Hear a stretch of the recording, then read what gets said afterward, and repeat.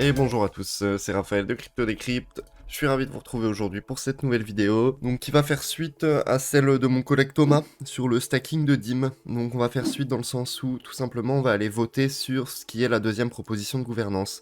Je vais le faire en live, hein, juste pour vous montrer comment ça fonctionne, au cas où il y en a qui l'ont jamais vu, jamais fait. Et puis dans un deuxième temps, je vous parlerai d'un des premiers projets qui potentiellement, distribuerait du token aux stakers de DIM, Avail.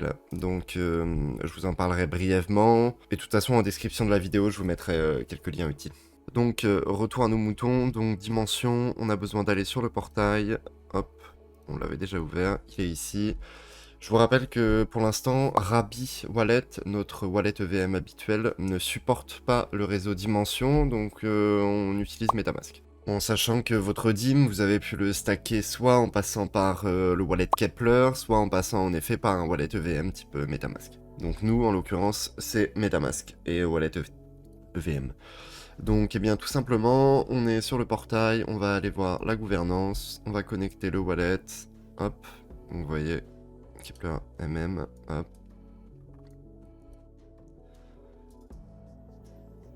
Et donc, eh bien, on va commencer par celui-ci. Tout simplement les deux wallets. On a deux wallets à faire. Hein. Hop. Donc ici, on voit que la toute première proposition qui est ici est bien passée. Hop. On peut aller la vérifier, hein, mais la période de vote avait démarré le 8 février pour se terminer le 13 février, et la proposition était passée à 99,87%.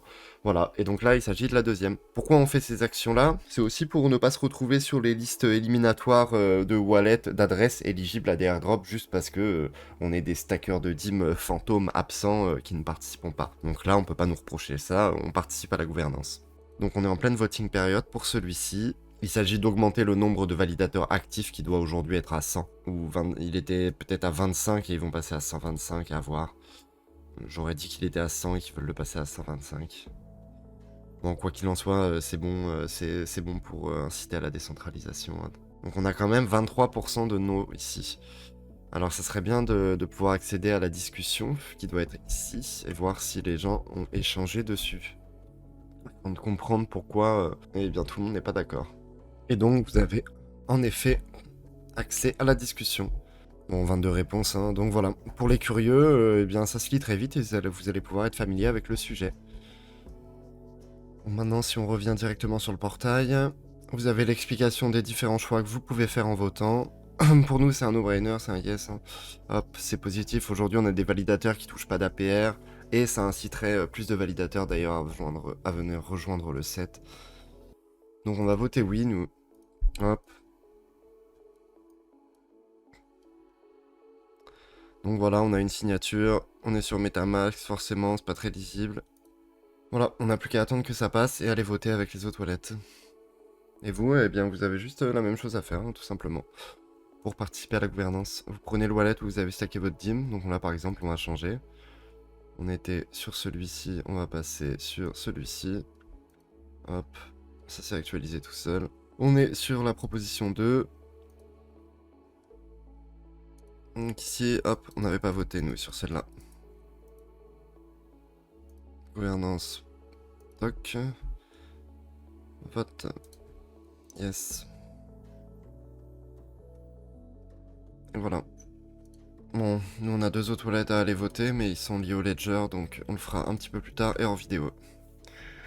Donc voilà, c'est tout pour la gouvernance Dimension. Pensez bien à suivre, hein. Par exemple, là, ils ont pas vraiment tweeté à propos, ils ont juste retweeté quelqu'un qui en parlait. Moi, c'est comme ça que je me suis rendu compte qu'il y avait la proposition 2 qui était live. Mais de manière générale, de la même manière, on a fait un tweet dans la foulée pour prévenir les gens. Donc n'hésitez pas à suivre le compte Twitter Crypto Decrypt. Il y a juste un 0 à la place du O, si jamais vous le cherchez. Voilà, bon, il doit être en description, hein, sinon. Et enfin, donc, on va finir par quelques rumeurs et un petit peu d'espoir, donc, en parlant d'un projet qui s'appelle Avail. Avail Project.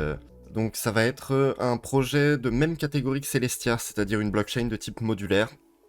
Et donc, pourquoi on s'y intéresse? Les rumeurs, a priori, ferait l'état d'une éligibilité pour les DIM stackers pour le fameux token Avail. Donc sachant que le 26 février, ils seront présents à ETH Denver pour une annonce importante, a priori, on ne sait pas exactement ce que c'est, donc potentiellement le mainnet va passer live ou autre chose. Donc pourquoi le mainnet passerait live? Eh bien depuis un moment maintenant, il y a le testnet qui est disponible, d'ailleurs on vous mettra cette stratégie en description si vous voulez aller y faire des actions, afin de débloquer une potentielle éligibilité. Être stacker de DIM plus avoir interagi avec le testnet Avail, voilà, c'est jamais mauvais je pense, même si ça ne garantit rien encore une fois. D'ailleurs, cette suite d'actions et cette utilisation du testnet donnera sans doute lieu à une vidéo sur la chaîne, hein, donc on ne manquera pas de vous prévenir sur le compte CryptoDecrypt dès qu'elle sera disponible. Merci à tous d'avoir suivi cette vidéo, pensez à liker et à vous abonner, à activer la cloche pour les notifications.